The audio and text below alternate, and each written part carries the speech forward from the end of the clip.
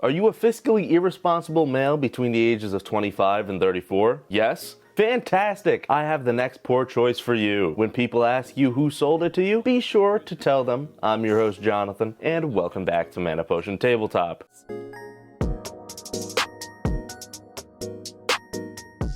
Jada Toys Diecast D&D Minis are an enigma. The first time I saw these little guys, I was at a Sears 2 months away from closing. I see this goofy looking official D&D box and get it. Thus starts a long saga of the box sitting on my shelf, untouched.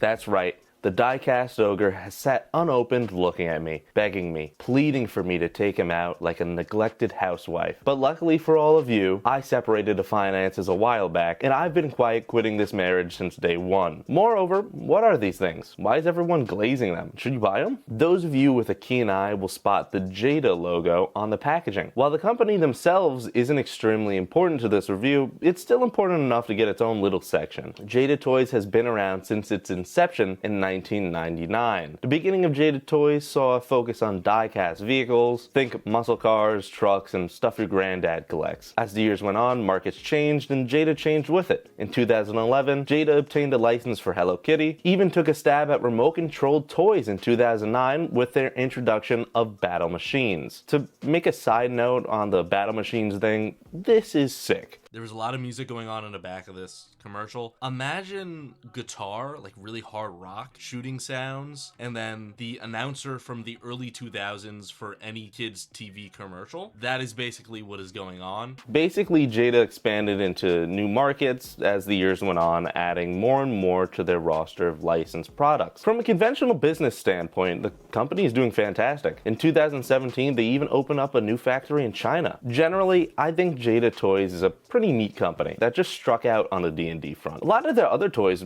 are really cool. They even tempted me for the sake of this video just to buy some. I just think it's important to get the full picture before heavily criticizing something. Even with that, there are definitely upsides to the D&D diecast models. Getting into our review, I'll be going over a few loose categories just to segment the video in a neat fashion. I'm going to be talking about the price, build quality, and packaging in regards to the diecast models. So I had 3 box sets we'll be looking at today, but they also have a few others floating around. I know Walmart has an exclusive set with 4 minis and a big dragon that costs around $39.99, but shh! Don't tell anybody. You can buy the same kit on Amazon for 25 bones. Depending on where you get them, they can cost anywhere between $8 and $20. Broken down by price is the Beholder pack at $7.99, Mind Flare pack at $14.95, and lastly the pack I got at Sears for $9.99. In total, I spent $32.94 before tax. Seeing as you get 14 minis at a cost of $2.35 each, I wouldn't say that's awful. Put the looks aside and take a deeper, hard gaze at their personality. You get a durable mini, it's painted, and the value's lovely. You just need to give her a chance and let your walls down. But you know who has a great personality and looks great no matter where you put them? Mana Potion Coffee's Full Kingdom Breakfast. The best medium roast coffee this side of the dungeon. Get yours today for only $14.99. Be sure to use code D10 for 10% off your next order. Link in description or on screen. But as I was saying, I think the diecast minis are a great value. When looking at them from far away, the obvious flaws in the painting on the minis is very forgivable. You pick them up and you'll see the issues. For example, what is this guy holding? Is it a fish? A stick? Or a statue? Some explanation would be appreciated. I can't mull over 14 minis and how poorly they're painted forever, but taking a glance at them shows you some really novice issues compared to someone who paints semi-regularly. Let's take one of Diesel's minis and compare him to the Tiefling Paladin. The Tiefling's face just looks caked on with paint, whereas Diesel's doesn't. Not to mention the larger amount of variety in colors Diesel's mini has versus the Tiefling. I think the design doctrine used for these diecast minis calls for 5 or fewer colors per mini. It may have been a production limitation or just put in place for lower cost. Having each model painted by hand would take a lot of time, money, and effort, so it's easy to see why paint jobs look a little rushed. Although models like the Beholder have 6 colors total, so that hypothesis is a loose one. Either way, Models painted by hand have variety, life, and contrast, while these die-cast models are bland, chunky, and generally poorly painted. Another issue I have is the ogre. He has lines where you can see they put them together and it's extremely obvious. The bigger models were definitely made part by part, so they aren't fully metal all the way through. Yet again, another thing to cut down cost. In the case of the beholder, they hide it pretty well. His actual face clicks on to the rest of his body. I really only notice after hours of nitpicking though. I will say cutting costs isn't a bad thing when done right. The beholder is a great example of this. Because of the lower amount of raw materials used to produce this mini, they can sell you this pack for just $7.99 rather than something higher. They also do a pretty good job at hiding it. But in the ogre's case, they did a bad job at hiding the lines and it takes away from the model as a whole. I do, however, enjoy how weighty and good these minis feel in my hand. They're smooth like glazed pottery and heavy like a pocket knife.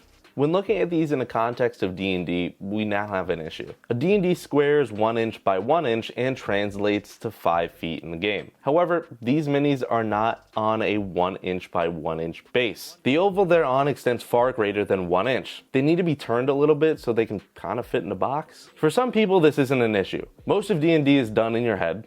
Some people just skip the tabletop entirely and play with paper and a great imagination. But when making it good for a target market, and that market being D&D players, why wouldn't you take that into account? Maybe it's a manufacturing limitation, maybe it's a packaging limitation, maybe they just didn't think about it. For me, it's a marketing oversight, and it's probably why we don't see them used more. The packaging is pretty standard. It doesn't really scream out to me as anything special. If you've ever walked into a Barnes & Nobles without being distracted by the alt girls, then you've probably seen it. It also doesn't really have any information on it. The back is filled with 7 different languages, basically saying don't let your kid eat this. It also has Arabic on the back. I've never come across legalese in Arabic, which is cool. But do I think you should get this? No. Maybe do what you want. I do think they have some pretty neat use cases. For your monthly D&D game, maybe use the beholder if it comes up. If you're traveling and planning on some D&D and you're scared about your resin minis not making the journey, then these are definitely a great alternative to disappointment. But for everyday use, these really aren't anything special. I think it's more fun to talk about these guys than actually use them. To me, I just want to see the process of how they're made rather than play with them. But at a price point so cheap, it's hard to not have them floating around. They're made of a metal and they're official D&D merch. Don't get them if you want them for everyday play. Get them if you're traveling or have a particularly rough crowd that likes to break things. Unlike that rowdy crowd, I don't mean to break your heart, but I've been your host, Jonathan. Remember to like and subscribe. If you need me, I'll be at your local Barnes & Noble asking the alt girls out on a date. If that's too far for you, you can always watch my other videos about dice. Either way, I have business to attend to.